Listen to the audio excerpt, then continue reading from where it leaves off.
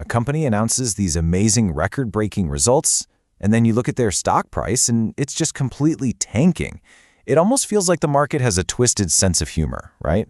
Well, it's no joke. And today we're going to unpack exactly why that good news can sometimes be very, very bad news for a stock. So let's take a look at a perfect example of this. This is the stock chart for a company called Tempus AI. On February 19th, they put out an earnings report that, on the surface looked incredible. But as you can see, the market's reaction was, well, it was brutal. A massive, steep drop. So what on earth went wrong here? This is the big mystery we are solving today. How is it possible that a company can report record-breaking revenue and then its stock just gets absolutely hammered? It's a classic Wall Street puzzle, but I promise, once you understand the logic behind it, you'll be able to spot these situations from a mile away.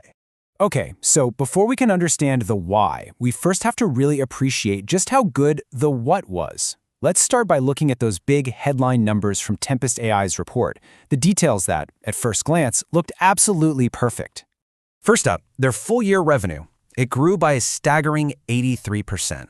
To put that into perspective, that's not just solid growth, that's explosive.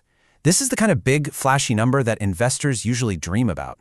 And it gets even better. In just the fourth quarter alone, they pulled in over $367 million. Now, what's crucial here is that this wasn't just a big number. It actually beat what the top Wall Street analysts were predicting.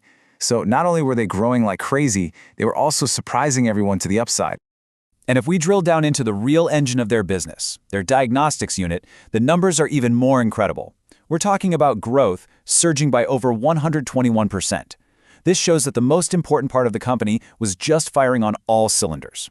So let's just recap the story so far, right? Revenue beat the estimates. Their full-year sales jumped a massive 83%. Their most important business unit was up over 120%. And on top of all that, they even told investors to expect strong growth for the next year. On paper, this report looks like an absolute home run.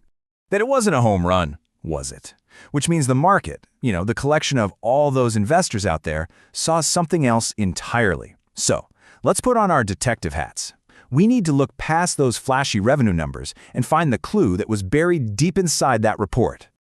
So I'll just ask you, if the revenue growth is this spectacular, what other number could possibly be powerful enough to just crater the stock?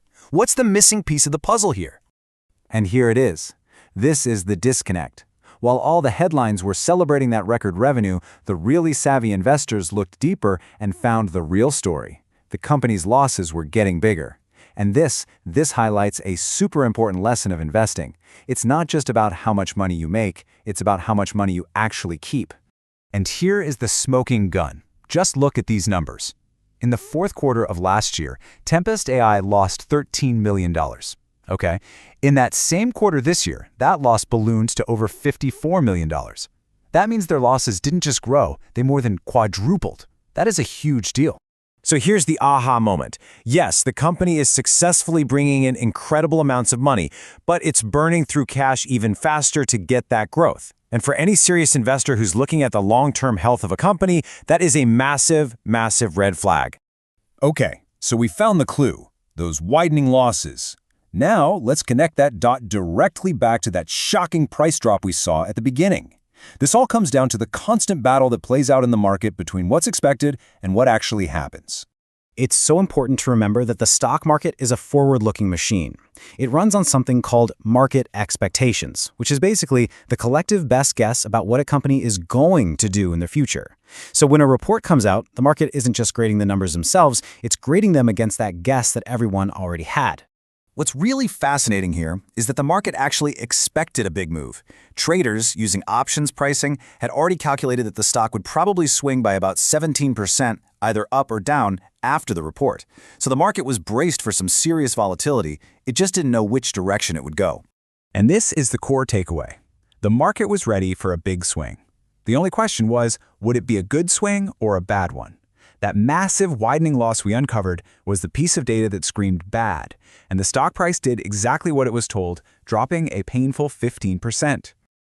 So this whole Tempus AI story is a fantastic case study in how the market really thinks. But what's the universal lesson here?